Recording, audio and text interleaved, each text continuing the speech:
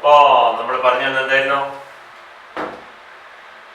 ട്രാൻസാക്ടിനൈഡ് elements or super heavy എലമെന്റ്സിനെ പറ്റി നമ്മൾ പറയാൻ തുടങ്ങിയത് അല്ലേ. That is elements after the fibre series, that is lawrencium കഴിഞ്ഞ് വരുന്ന എലമെന്റ്സിനെ പറ്റിയാണ്. Atomic number 104 and above. അതില് നമ്മൾ ആദ്യം കണ്ടു കഴിഞ്ഞ് they are all synthetic elements. They are do not occur naturally. They are all synthesized in the laboratory. That also in very small quantity, a few atoms. Macro quantities ഇതുവരെ ഒരു അങ്ങനെ ഉണ്ടാക്കിയെടുത്തിട്ടില്ല. വളരെ കുറച്ച് ആറ്റംസ് മാത്രം ലാബോറട്ടറി കണ്ടീഷനിൽ വളരെ ബുദ്ധിമുട്ടി മാത്രം സിന്തസൈസ് ചെയ്യുന്നതാണ്. അതിന് നോമൻക്ലേച്ചറിനെ പറ്റി നമ്മൾ പറഞ്ഞു കഴിഞ്ഞു ഏകദേശം അല്ലേ. നമുക്കതെങ്ങനെ ഉണ്ടാക്കുന്നത് നോക്കാം. It is usually produced in the laboratory by nuclear reactions. Nuclear reactions ഒക്കെ നമ്മൾ ഈ സെമ്മിൽ തന്നെ പഠിക്കുന്നുണ്ട്. വേറെ ചാപ്റ്റർ പഠിച്ചു കഴിഞ്ഞിട്ടാണ് ചിലപ്പോൾ, എനിക്കറിയില്ല. ഈ ന്യൂക്ലിയർ റിയാക്ഷൻസിൽ നമുക്കറിയാം ആർട്ടിഫിഷ്യൽ ട്രാൻസ്മ്യൂട്ടേഷൻ എന്നൊക്കെ പറയും. An element is converted into another. Here what is done is a nucleus is bombarded with another nucleus. ഇതൊരു ന്യൂക്ലിയസ്, ഇത് വേറൊരു ന്യൂക്ലിയസ്. വളരെ ഹൈ സ്പീഡിൽ ഒരു ന്യൂക്ലിയസ് വേറെ ന്യൂക്ലിയസ് തമ്മിൽ കൂട്ടിയിടിക്കുക. അപ്പോൾ ചിലപ്പോൾ they may fuse together to form another nucleus. ചിലപ്പോൾ കണ്ടീഷൻസ് ഒക്കെ വളരെ ഫേവറബിൾ ആകുമ്പോൾ മാത്രം they will combine to form a new nucleus. അതിന്റെ പ്രിൻസിപ്പിൾ അതാണ്. സാധാരണഗതിയിൽ nuclei of A unequal mass are selected. ശരിക്കും പറയുന്നത് രണ്ടിന്റെ മാസ് തമ്മിലുള്ള വ്യത്യാസം എത്രത്തോളം കുറവാണോ അത്രയും അത് ഫ്യൂസ് ചെയ്ത ന്യൂക്ലിയസ് ആവാൻ സാധ്യത കൂടുതലാണ്. The less the difference between the masses of the two nuclei which are colliding together, the more is the possibility of them being fused together to form a new nucleus. Okay, normally these two are having some difference, and the nucleus of a higher mass nucleus ina oru target aaki vechukonde, it's a target.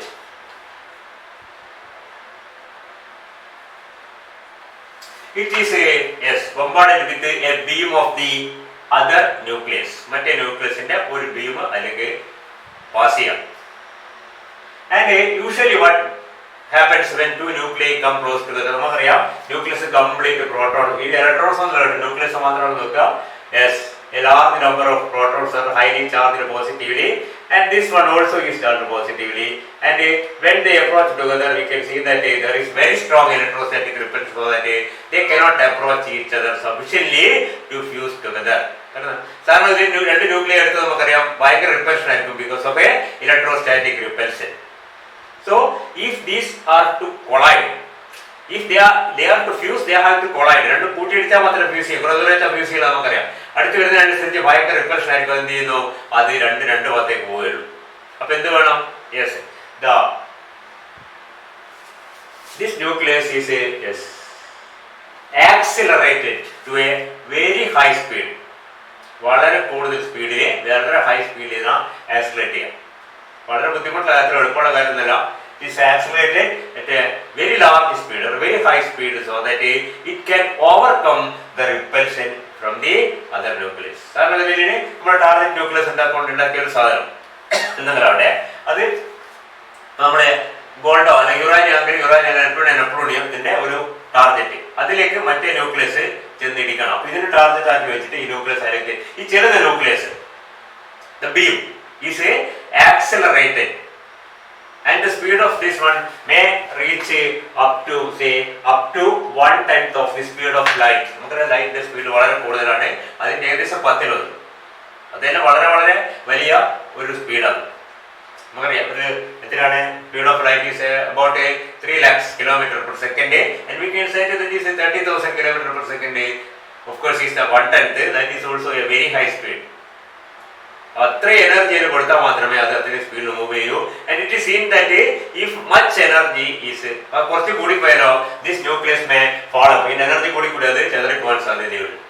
അപ്പോൾ വളരെ controlled ആയിട്ട് എന്നാൽ വളരെ high സ്പീഡിലുള്ള ഈ beam of A nuclei, beam of the nuclei is allowed to fall on the target at an extremely high 1/10 of the average അല്ലോ ശരാശരി ഏകദേശം 1/10 of the speed of light. അത്രയും സ്പീഡിൽ പോയാൽ മാത്രമേ അത് അതിലേക്ക് ചെന്നിരിക്കുകയുള്ളൂ. അല്ലെങ്കിൽ എന്ത് ചെയ്യും, അല്ലെങ്കിൽ അടുത്തടുത്ത് എത്തുമ്പോൾ because of very high repulsion, വളരെ കൂടുതൽ റിപ്പൽഷൻ ആണ്. ആ റിപ്പൽഷൻ കൊണ്ട് ഇത് നേരെ തിരിച്ചിങ്ങോട്ട് പോകുള്ളൂ. It will not be colliding together, or this one will not collide with this one because of the electrostatic repulsion. മനസ്സിലായിട്ട് വരുന്നത്.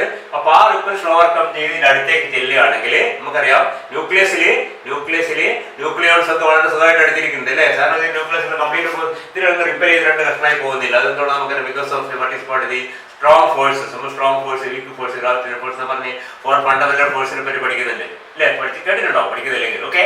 അപ്പോൾ ഈ സ്ട്രോങ് ഫോഴ്സ് എന്ന ന്യൂക്ലിയോൺസിനെ ചേർത്ത് നിർത്തുന്ന ഫോഴ്സാണ്.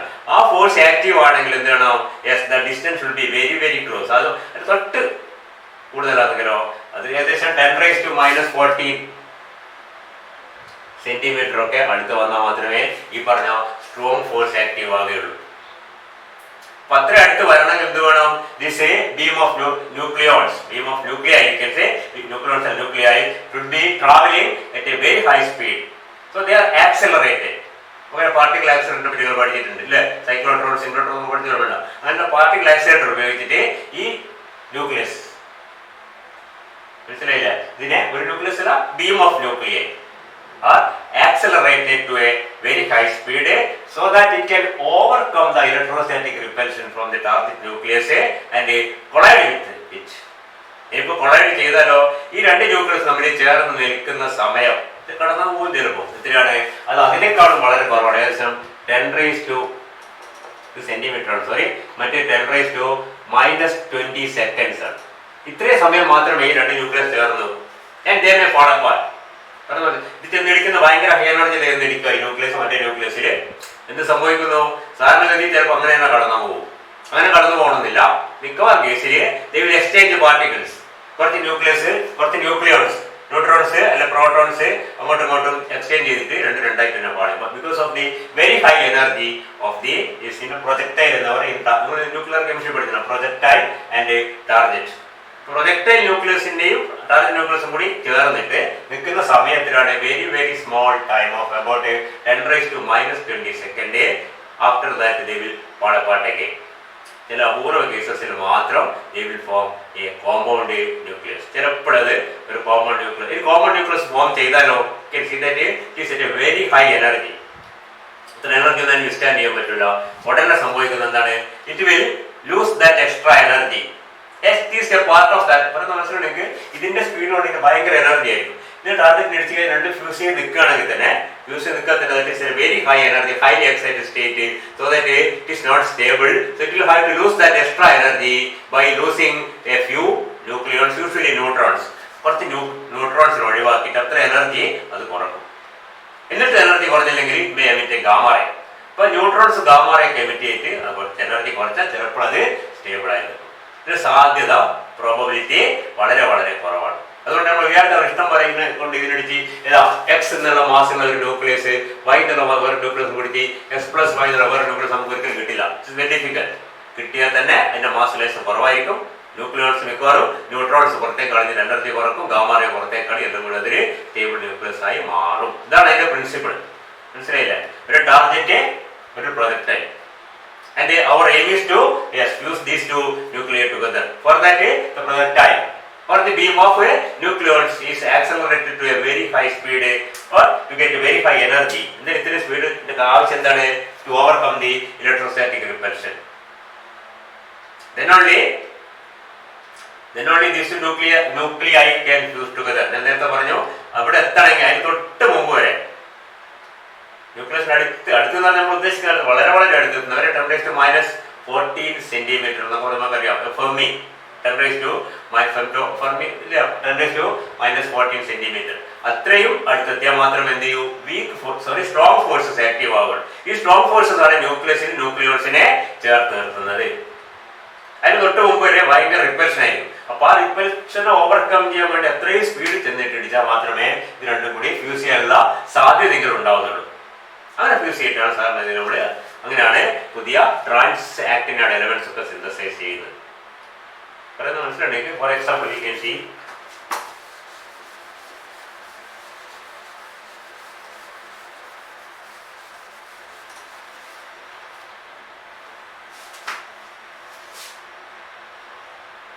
ബിസ്മത്ത് 83 ആണ്. Bismuth nucleus is if it is bombarded with chromium 54 ന്റെ nucleus bombard ചെയ്ത് കഴിഞ്ഞാൽ we can see that nuclear reaction നിങ്ങൾ പഠിച്ചിട്ടുണ്ടോ? we get a new element with an atomic number of 107 and 261. Okay, 54 63 അപ്പം എന്താവും പ്ലസ് 2 ന്യൂട്രോൺസ്. ഈ 107 atomic നമ്പറുള്ള nucleus ഏതാണ്? ദാറ്റ് ഈസ് നമ്മൾ കഴിഞ്ഞ ദിവസം പഠിച്ചതനുസരിച്ച് ദാറ്റ് ഈസ് അൺനിൽ സെപ്റ്റിയം. സെപ്റ്റി എന്ന് പറയും. ഞാനൊന്ന് എൻ്റെ കഴിഞ്ഞ ക്ലാസ്സിൽ ഹെപ്റ്റിയം എന്ന് പറഞ്ഞ സംശയമുണ്ട്. സെപ്റ്റിയമാണ്. അത് എച്ച് എടുത്ത ഹെക്സ് ഉണ്ട്, അതുകൊണ്ട് 7 സെപ്റ്റാണ്. Hex, sept, oct, enn. മനസ്സിലായില്ലേ? കഴിഞ്ഞ ക്ലാസ് പറഞ്ഞാൽ എനിവേ നമുക്ക് വേണമെങ്കിൽ എഴുതാം UNS. Let's say new element with atomic number 83 plus 24, that is atomic number is 107. Another example you can write the same bismuth collided or bombarded with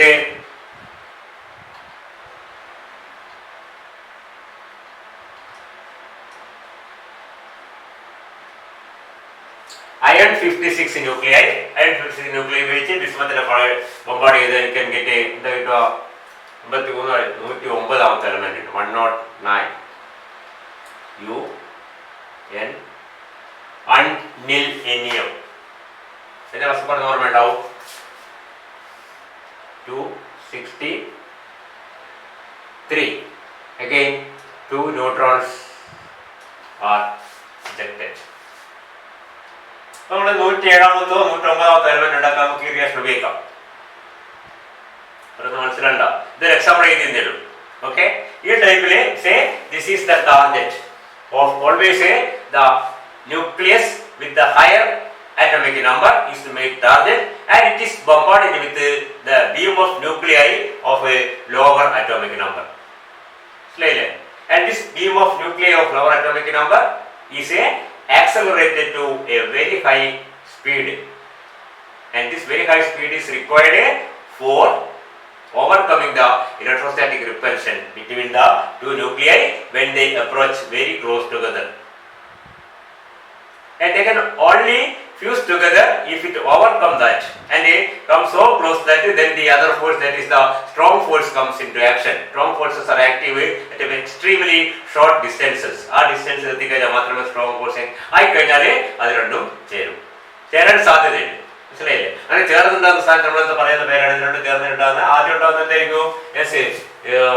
പറഞ്ഞ 107 atomic നമ്പറും 263 mass നമ്പറുള്ള ഒരു എന്താ പറയുന്നത് കോമ്പൗണ്ട് ന്യൂക്ലിയസ് ഉണ്ടാകും. This compound nucleus is very high energy and may shatter ചെയ്ത് പല ഭാഗത്തേക്ക് പോകാൻ ഒരുപാട് സാധ്യതയുണ്ട്. മനസ്സിലായില്ലേ?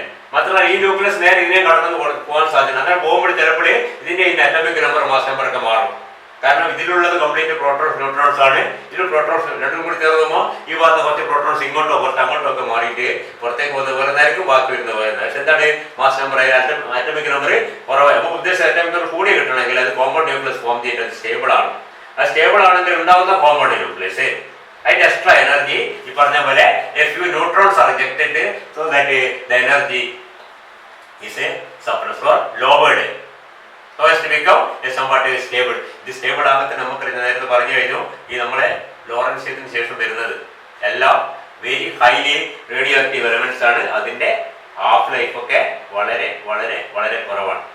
Except for atomic number say 104 ആദ്യത്തെ and 105. All others have a half-life in minutes or in seconds or in less than that. Hours il varuna aage 2 hours. മനസ്സിലായി നിങ്ങൾക്ക്? മണിക്കൂറുകളെങ്കിലും ഹാഫ് ലൈഫ് ഉള്ളത് ആർക്കാണ് 106-ാമത്തെ 105-ാമത്തെ എലമെന്റിന് മാത്രമാണ്. അതിനുശേഷം വരുന്ന ഹാഫ് ലൈഫുകൾ വളരെ വളരെ കുറവാണ്. അത്രയും മറ്റൊരു ഹാഫ് ലൈഫ് അത്ര ഒന്നുമില്ല കേട്ടോ, ഏതാനും മണിക്കൂറുകൾ മാത്രമേ ഉള്ളൂ. 105-ാമത്തെ 104-ാമത്തെ എലമെന്റ് 105-ാമത്തെ എലമെന്റ് എന്റെ പേര് നമ്മൾ പറയും കുറച്ച് മനസ്സിലായില്ല. അതാണ് സ്ഥിതി.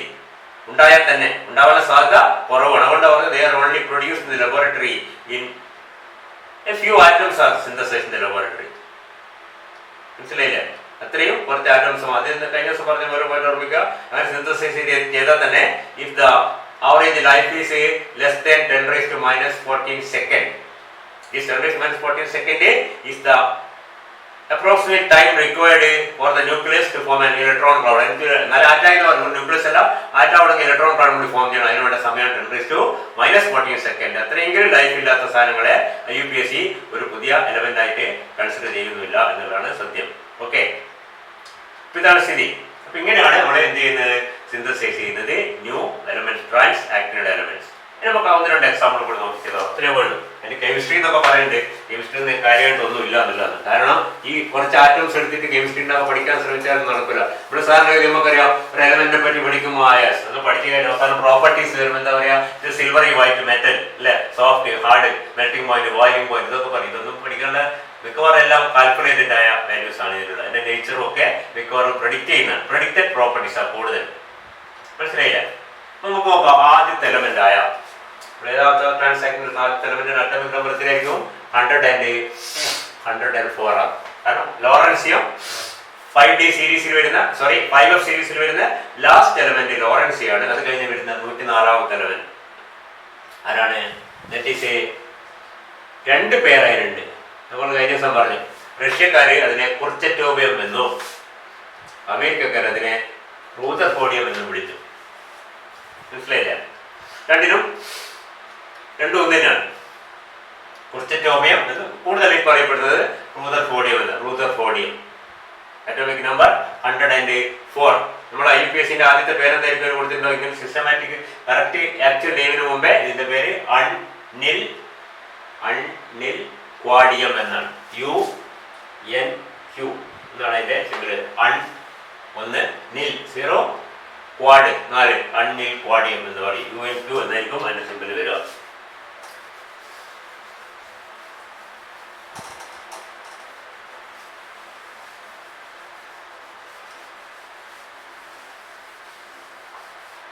And the synthesis of Russian scientists ഉണ്ടാക്കിയത് was from എന്തായിരുന്നു? Plutonium.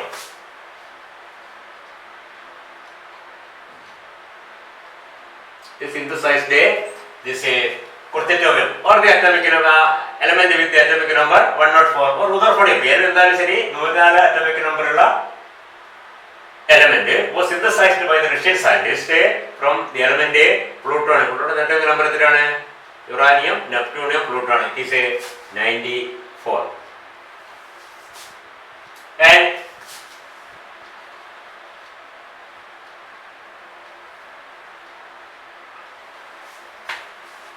bombarded with the neon 22 nuclei.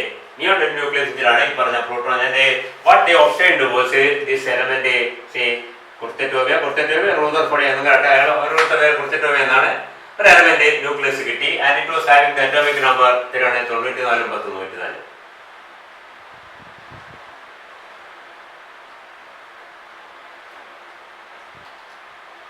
And they obtained 2 isotopes of the same element with 259 and 260.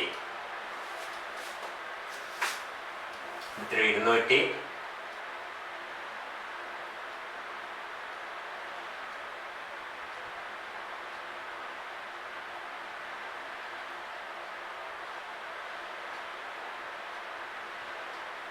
242.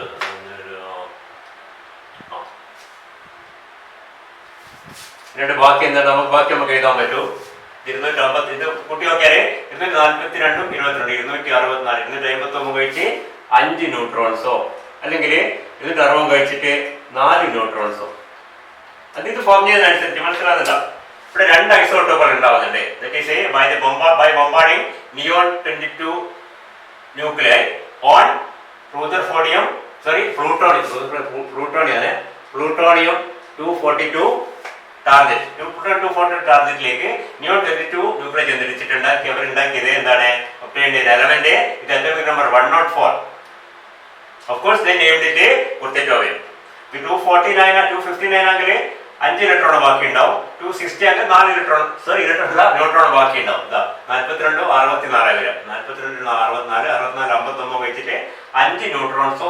അപ്പൊ 259 രണ്ട് നമ്മൾ ചെയ്ത് കഴിഞ്ഞാൽ കുർത്തറ്റോവിയം 259 plus 5 neutrons or കുർത്തറ്റോവിയം 260 with 4 neutrons ejected. എന്തായാലും ശരി 4-5 ന്യൂട്രോൺസ് പുറത്തേക്ക് വിട്ടുകൊണ്ട് 4 ന്യൂട്രോൺസ് വിട്ട് കഴിഞ്ഞാൽ എന്തായത് 260 ആയി, 5 വിട്ട് കഴിഞ്ഞാൽ എന്തായി 215 അത്രയേ ഉള്ളൂ. നമ്മൾ പറഞ്ഞ് വെരി ഹൈ എനർജി സ്റ്റേറ്റിൽ ഉണ്ടാകുന്ന സാധനം അതെന്താണ് എങ്ങനെ വരുമ്പോൾ നമുക്ക് പ്രെഡിക്റ്റ് ചെയ്യാൻ പോലും പറ്റൂല. It's A very high energy. So it is losing 4 neutrons and get converted into എന്താണ് എലമെന്റ് വിത്ത് മാസ് നമ്പർ ആണ്. അറ്റോമിക് നമ്പർ ശ്രദ്ധിക്കുക 104 ആണ്. ഓക്കെ, അപ്പൊ 4-5 ന്യൂട്രോൺസ് ഈ 6-5 ന്യൂട്രോൺസ് എന്തിനാണത് എജക്ട് ചെയ്ത് കളയുന്നത് നേരത്തെ പറഞ്ഞു. in order to lose that extra at least a part of that extra energy is lost by ejecting say very high energetic neutrons. ഈ എനർജി വളരെ കൂടുതൽ എനർജി പുറത്തേക്ക് കളയാനുള്ള ഒരു മാർക്കാണ് കോമ്പൗണ്ട് ന്യൂക്ലിയസ്. ഇതൊക്കെ ന്യൂക്ലിയർ റിയാക്ഷൻസിൽ പഠിച്ചിട്ടുണ്ടാവേണ്ടതാണ്. ഓക്കെ, എന്തെങ്കിലും ആവട്ടെ. ശരി, ഇനിയിപ്പോ അമേരിക്കക്കാർ എന്ത് ചെയ്തത്, അവർ ചെയ്തത് അവർ ഉപയോഗിച്ച വേറൊരു എലമെന്റ് ആണ്. എന്തായിരുന്നു?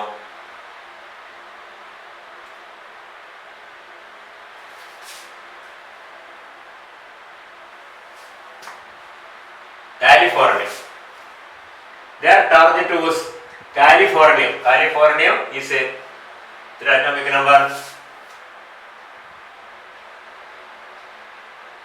98. Californium 98 was bombarded with നമുക്ക് വളരെ പരിചയമുള്ള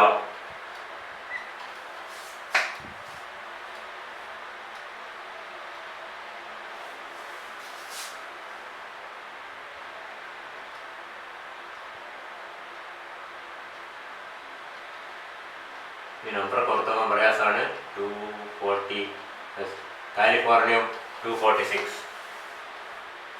was a bombarded with a carbon 12 nucleus. അപ്പോൾ ഇവിടെ ടാർഗറ്റ് കാലിഫോർണിയ ആണ്. ഇത് എന്താണ് കാർബൺ ന്യൂക്ലിയസ് വെച്ചാണ്. 98-604 കിട്ടും. And we can see that the product formed with CF ആണ്. ഇത് സിയർ ശ്രദ്ധിക്കുക. കാലിഫോർണിയ എന്ന് പറഞ്ഞാൽ ഇവിടെ വരുന്ന എലമെന്റ് ആണത്. 98-ാമത്തെ പറഞ്ഞാൽ യുറാനിയം കഴിഞ്ഞ് വരുന്നത്. യുറാനിയം, നെപ്റ്റ്യൂണിയം, പ്ലൂട്ടോണിയം എന്ന് പറഞ്ഞ അവസാനം 98-ാമത്തെ വരുന്നതാണ് കാലിഫോർണിയം. അത് റേഡിയോ ആക്റ്റീവായ സാധനം തന്നെയാണ് californium. And it was hit by or this Californium target was collided with a carbon 12 ന്യൂക്ലിയസിന്റെ ഒരു ബീം. നേരത്തെ പറഞ്ഞ പോലെ വെരി ഹൈ സ്പീഡിലുള്ള C12 ന്യൂക്ലിയർ ഒരു ബീം ഇതിലേക്ക് കൊളൈഡ് ചെയ്ത് കഴിഞ്ഞാൽ you can see that will get a yes. അമേരിക്കക്കാർ വിളിച്ച വേറെ എവിടെയാണ് RF എന്നായിരുന്നു. ഇത് രണ്ടും ഒന്നാം ശ്രദ്ധിക്കുക. അമേരിക്ക സയന്റിസ്റ്റുകളെ റൂദർഫോർഡ് എന്ന് വിളിച്ചു, റഷ്യൻ സയന്റിസ്റ്റ് കുർച്ചറ്റോവ് എന്ന് വിളിച്ചു. ഇപ്പോൾ അതിന്റെ പേര് റൂദർഫോർഡിയം എന്നാണ്. ഓക്കെ, 104 260 58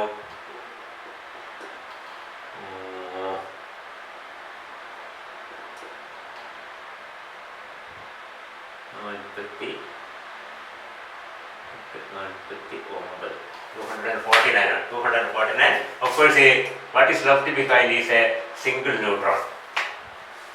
ഇത് അമേരിക്കൻ സയന്റിസ്റ്റുകളുടെ മെത്തേഡായിരുന്നു. ആദ്യം തുടക്കത്തിലുള്ളതാണ്. പിന്നെ ഒരുപാട് മറ്റു മെത്തേഡുകളൊക്കെ ഉണ്ട് കേട്ടോ. ഇത് റഷ്യൻ സയന്റിസ്റ്റുകളുടെ മെത്തേഡാണ്. ഇത് പ്ലൂട്ടോണിയം മനസ്സിലായില്ലേ? പ്ലൂട്ടോണിയവും നിയോൺ ചേർന്ന് കഴിഞ്ഞാൽ കുർച്ചറ്റോവിയവും 5 ന്യൂട്രോൺസോ 4 ന്യൂട്രോൺസോ depending on whether the isotope of 259 or 2 പറയുന്നത് ക്ലിയർ ആണ്. 260 is formed. ഇതെല്ലാം കൂട്ടിയത് രണ്ടും ഇതെല്ലാം കൂട്ടിയ ഒരു നമ്പർ ന്യൂക്ലിയർ റിയാക്ഷൻസിന് ഇത് 49 61 260 161 98 6 104 ഇവിടെ 0 ആണ്. ഇവിടെ എങ്ങനെ 42 22 64 അതാണ് 60 കിട്ടിയാൽ 4 ന്യൂട്രോൺസ് വരും. 59 കിട്ടിയാൽ 5 ന്യൂട്രോൺസ് പുറത്തേക്ക് പോയിട്ടുണ്ടാവും. Okay, anyway these two were the original methods of a Russian as well as American scientists to obtain the first actinide element, that is a transactinide element, last is a Rutherfordium. And we can see that this Rutherfordium Its atomic number 104, and its property was found to be somewhat similar to the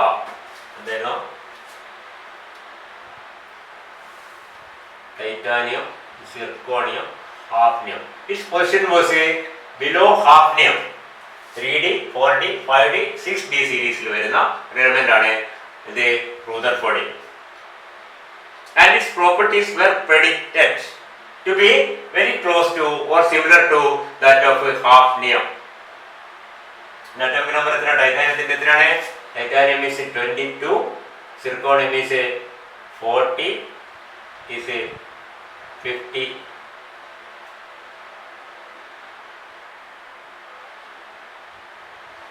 And it is 104. That is a Rutherfordium. ശ്രദ്ധിക്കുക, 22 40 40 32 72 72 104. So its position is just below hafnium in the periodic table. Hafnium. ഇനി അടുത്ത 95ാമത്തെ അറിയ വരിക. Titanium കഴിഞ്ഞാൽ ആരാണ്? Vanadium, നയോബിയം, ടൻഡാലം. ടൻഡാലത്തിന് താഴെ വരുന്നതായിരിക്കും ആര് അടുത്ത എലമെന്റ് വരുന്നത് 105ാമത്. മനസ്സിലായില്ലേ? അടുത്തതോ വനേഡിയം കഴിഞ്ഞാൽ ക്രോമിയം, മോളക്യുലർ ടങ്സ്റ്റൺ താഴെ വരുന്നതായിരിക്കും 106ാമത്തെ എലമെന്റ്. അതിന്റെ സ്ഥലം മനസ്സിലാണെങ്കിൽ just below hafnium. Hafnium forms you can see that +4 ions in solution, and we can see that this Rutherfordium also forms +4 ions in solution. അപ്പോൾ ഇതിന്റെ പ്രോപ്പർട്ടീസ് ഹാഫ്നിയത്തിന് വളരെ പ്രോപ്പർ ആണ്. ഇപ്പോൾ ഫോം ചെയ്യുന്ന forms volatile chloride HFCl4, and we can see that volatile chloride also is predicted to be formed by Rutherfordium as RfCl4. ഇതിന്റെ balancing oxygen state 4 കാരണം നമുക്കറിയാം is D2S2. ആ ഡിയിലും എസിലുള്ള 2 ഇലക്ട്രോൺസ് വഹിക്കുന്ന മാക്സിമം ബാലൻസ് 4 ആണ്. D2S2, D2S2, ഇതും D2S2 ആണ്. Most common or oxidation state of +4, and it forms a volatile chloride just like hafnium. It forms a volatile chloride RfCl4 just like HFCl4. Do you follow? So its properties, even though cannot be studied because of the very small quantity of the element obtained. ഇതിൽ ഏസെങ്കിലും ഉണ്ട്. കാരണം എന്താണെന്ന് പറഞ്ഞു, ഇതിന്റെ half life a few hours ഉണ്ട്. ആരുടെ? Rutherfordium. അതുകൊണ്ട് തന്നെ കുറച്ച് പ്രോപ്പർട്ടി സ്റ്റഡി ചെയ്യാൻ പറ്റിയിട്ടുണ്ട്, കൂടുതലൊന്നും പറ്റുന്നില്ല. Because they are formed only in atomic quantities, കുറച്ച് atoms, a few atoms, not in macro quantities, because of the very high difficulty in the production of such elements. നമ്മൾ നേരത്തെ പറഞ്ഞാൽ വലിയ ബുദ്ധിമുട്ടൊക്കെ പിടിച്ചിട്ടാണ് ഉണ്ടാക്കുന്നത്. അതുകൊണ്ട് തന്നെ കുറച്ച് ആറ്റംസ് മാത്രമേ ഉണ്ടാക്കുന്നുള്ളൂ. അതിന്റെ പ്രോപ്പർട്ടീസ് പലപ്പോഴും പ്രഡിക്റ്റഡോ അല്ലെങ്കിൽ കാൽക്കുലേറ്റഡോ ഒക്കെ ആയിരിക്കും. മെൽറ്റിംഗ് പോയിന്റ് മറ്റോ പലപ്പോഴും കാൽക്കുലേറ്റ് ചെയ്താൽ പ്രഡിക്റ്റ് ചെയ്ത് കാൽക്കുലേറ്റ് ചെയ്ത് എങ്ങനെയാണ് കാൽക്കുലേറ്റ് പ്രഡിക്റ്റ് ചെയ്യുന്നത് ഏകദേശം ഇത്ര വരുന്നത്. മനസ്സിലായില്ലേ? അപ്പൊ അത് 104ാമത്തെ എലമെന്റ് ആയ Rutherfordium. അതേ പേര് അതേ എലമെന്റിന് കൊടുത്തിട്ട് പോയതിന് മുമ്പേ പേരുണ്ടായിരുന്നു. ഇത് ആദ്യം കണ്ടുപിടിച്ചപ്പോൾ എൻ്റെ പേരെന്തായാലും ഞാൻ പറഞ്ഞു അൺനിൽ ക്വാഡിയം UNQ. പഴയ പീരിയോഡ് ടേബിൾ ചിലപ്പോൾ UNQ എന്നാണ് നിങ്ങൾക്ക് അവിടെ UNQ. ഇപ്പോൾ എൻ്റെ പേര് RF എഴുതിയിട്ടുണ്ടാവും. മനസ്സിലായില്ലേ? Atomic number 104. എത്തിയുടെ 2 ഓർത്ത് വെക്കുക, 2 ഓർത്ത് വെക്കുക. How is Rutherfordium form? Rutherfordiumത്തിന്റെ രീതിയിൽ കുഴപ്പമില്ല കേട്ടോ, റഷ്യക്കാർ ചീത്ത പറയുന്നില്ല. കാരണം Rutherfordium കുറച്ചിട്ടോ എന്നുള്ള സംഗതി അന്ന് ആദ്യം കൊടുത്ത പേരിലെ വ്യത്യാസം മാത്രമേ ഉള്ളൂ. നമുക്ക് ഈ 2 ഇക്വേഷൻ എഴുതാം. ഞാനിപ്പോൾ 2 സ്ഥലത്ത് RF ഒരു സ്ഥലത്ത് നിന്ന് കെയും നിങ്ങൾക്ക് മനസ്സിലാൻ വേണ്ടി മാത്രമാണ്. Both have the same atomic number 104 obtained either by the nuclear reaction between plutonium 242 and neon 22, or by the nuclear reaction between californium 249 and carbon 12. In both cases, in first case you get 2 isotopes. ഇതിപ്പോൾ 2 കളേക്ക് പറഞ്ഞിട്ട് 259 എഴുതിയിട്ട് 4 neutron ബാക്കിയുണ്ടെന്നോ 5 neutron ബാക്കിയാണ് 260 എഴുതിയിട്ട് 4 neutron ബാക്കിയുണ്ട് എഴുതിയാൽ മതി. ഇങ്ങനെ എഴുതണമെന്നൊന്നുമില്ല. മനസ്സിലായില്ലേ? Okay, that is atomic number 104 Rutherfordium.